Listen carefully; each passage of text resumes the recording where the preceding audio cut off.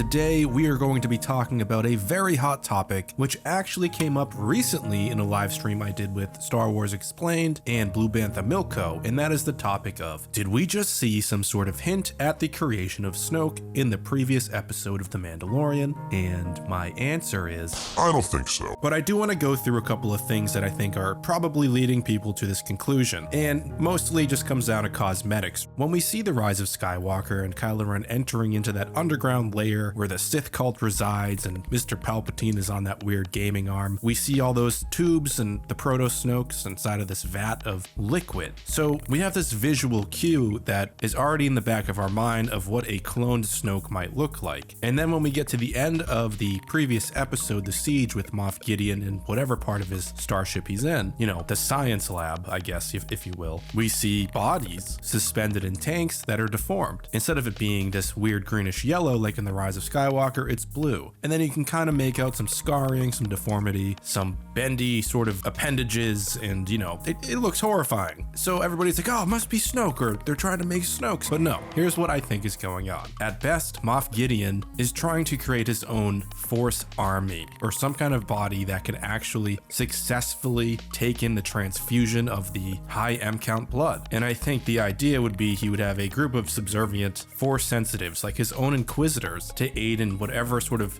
military expansion he is trying to accomplish across whatever part of the galaxy he wants to conquer, right? And I think that the idea of his Dark Trooper reveal at the end also enforces the idea of him just wanting this unlimited power. He wants to be like the next Darth Vader with Inquisitors underneath him. That's my guess. So what we're seeing isn't the Snoke prototype. What we're seeing is failed experiments of him creating Force warriors for himself. I'm not thinking like he's trying to make like a Darth Vader or something like that. Nothing that intense in terms of Force ability, just something that can tap into the Force, maybe even like the Knights of Ren. Now, the other thing too is when it comes to Moff Gideon and his sort of obsession, it seems like aesthetically with Darth Vader and being the guy in black, you know what I mean? It seems like he also maybe is using these volunteers that they call them. They're not volunteers, let's be honest. He's using these volunteers, you know, to avoid him becoming deformed for this transfusion, because the other possibility is that Moff Gideon wants to become a little Force sensitive. He has a lightsaber, he knows of Darth Vader, he's a bit of an egomaniac, he's manipulative, he might idolize parts of the Sith, we'd have no idea. Either way, something is going on in that vein. So these deformed bodies could just be the failed transfusions, and he's not going to get one until this doesn't happen, right? He's going to get one once the first M count transfusion is successful. They'll kill whatever that being is, and then he'll take the next transfusion. That's my guess. And the other thing that could maybe very loosely connect this to Snoke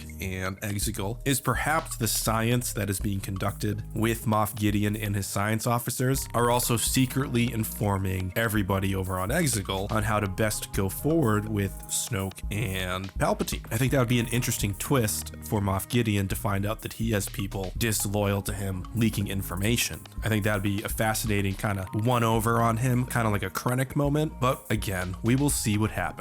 So to sum up this video, I am saying that I don't believe that this really is going to directly lead to Moff Gideon is creating the proto-Snokes. He knows about Exegol and all this stuff. I don't think it's going there. At best, it might inform the science if he gets betrayed by somebody on the inside, but to be honest, I think he's just trying to breed his own Force-sensitive army like Inquisitors, or he himself wants to become Force-sensitive because of his egomania. So, as always, may the Force be with you, and AT-AT is signing off.